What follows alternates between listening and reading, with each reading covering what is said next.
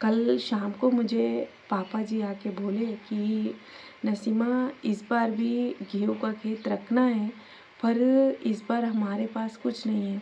पिछली बार मैं जो रखा था खेत वो मीना दीदी ने हेल्प किया, फिर अजय भाई ने ये खेत रखा था। अभी इस बार अनिल के पास तो नहीं रहते हैं।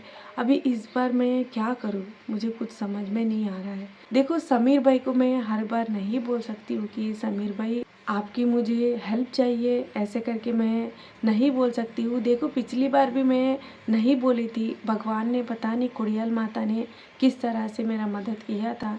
तो वो माता रानी को मैं वही बोलना चाहूँगी कि माँ, कोई दूसरा रास्ता हमारे घर के लिए, हमारे खाने पीने के लिए, हमारे खेत के लिए कोई भी एक रास्ता दिखा दे। Hello friends, good morning. कैसे हो आप सब? पहले तो आप सभी को मेरी तरफ से जय श्री राम। तो फिर से आपने सोचा होगा कि ऐसे इस तरह से क्यों नसीमा, क्यों ऐसे इस तरह से फिर से वीडियो बनाए हैं। क्योंकि देखो, हर एक मेरा घर परिवार का जो भी सुख दुख है मैं आपके साथ में ही मैं शेयर करती हूँ। क्योंकि 1 महीने पहले मैंने उस टाइम मेरा जो घर की हालत थी, मैंने आपके सामने ही मैंने शेयर किया था। मेरे बच्चों के लिए किस तरह का मुझे मुझे मदद चाहिए था, और आप लोग भी उसी तरीके से मुझे हेल्प करे थे।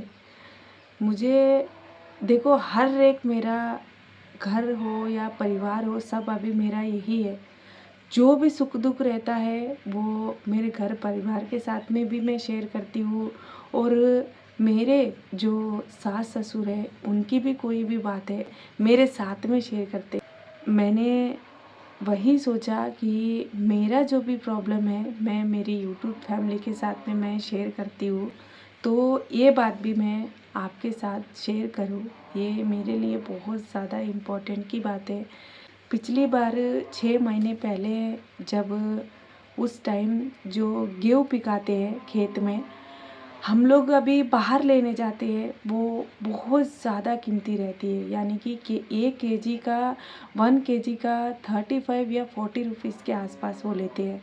तो इसीलिए मेरे ससुर जी ये 6-7 महीने से क्या कर रहे हैं, कोई भी खेत रख के वो मज़दूरी मेहनत हो या जो भी उसमें पैसा होता है, वो कुछ भी वो कर देते हैं। क्योंकि अभी हम लोग साल में कि हम लोग कोई दूसरा चीज़ तो नहीं खाते हैं रोटी के सिवा। घर में चावल खाते हैं, मैं अकेली खाती हूँ, वंदना खाती है, बस बाकी सभी लोग रोटी ही खाते हैं।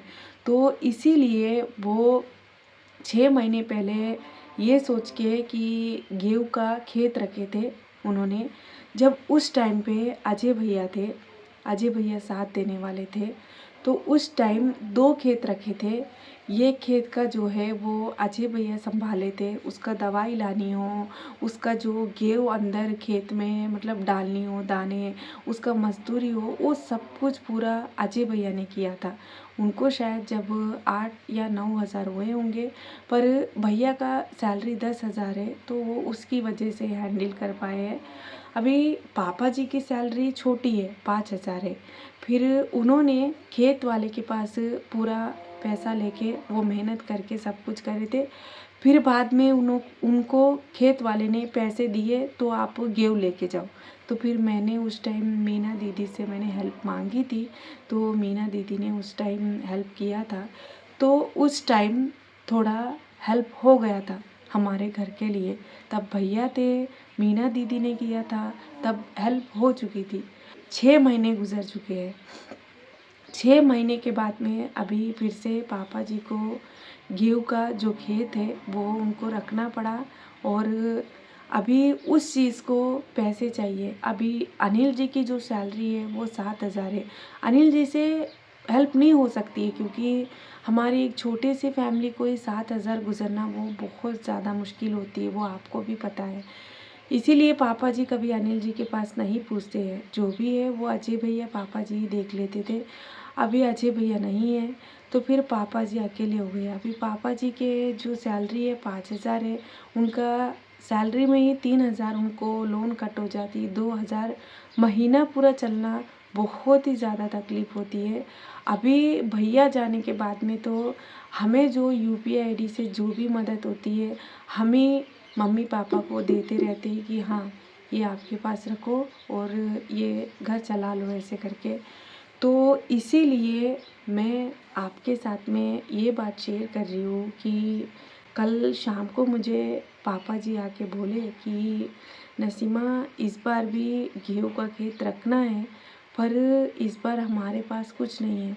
पिछली बार मैं जो रखा था खेत वो मीना दीदी ने हेल्प किया, फिर अजय भाई ने ये खेत रखा था।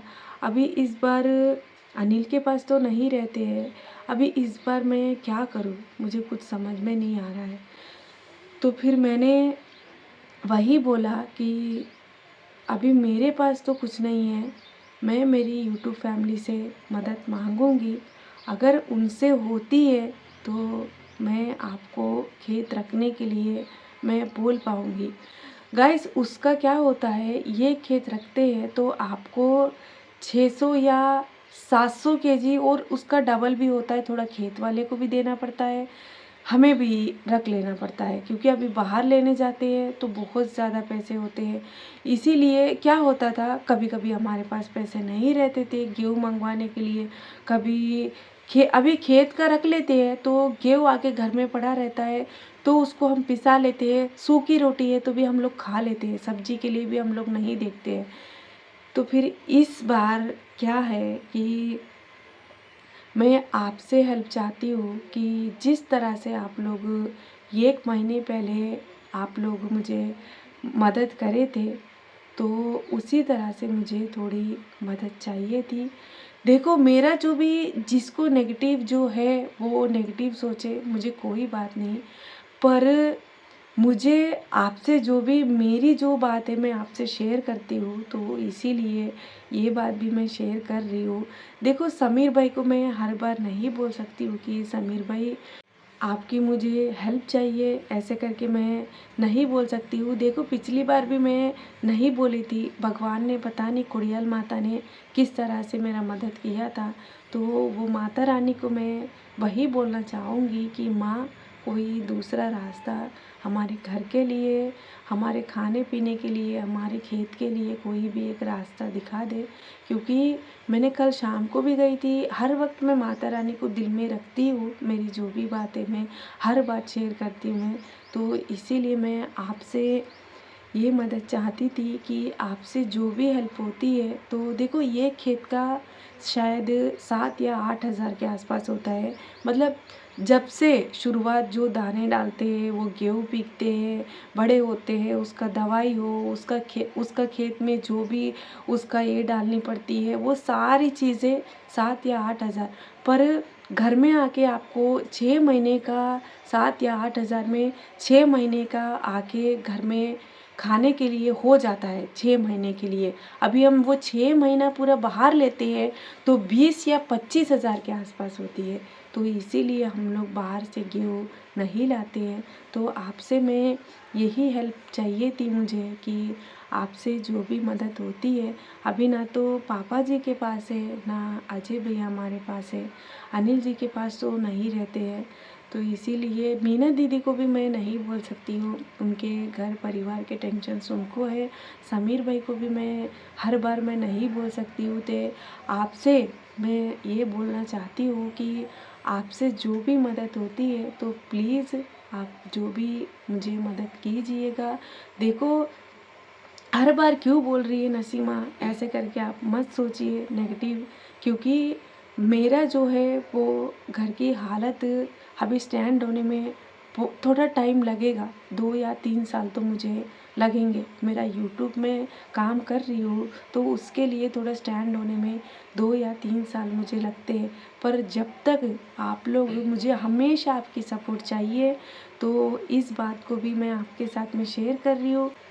सबको मेरी तरफ से जय श्री राम। देखो, नेगेटिव कमेंट्स आते हैं तो आए, कोई बात नहीं, पर आपसे मुझे ये बात शेयर करनी है, तो ये वीडियो यहाँ तक ही रखते हैं। जय श्री राम।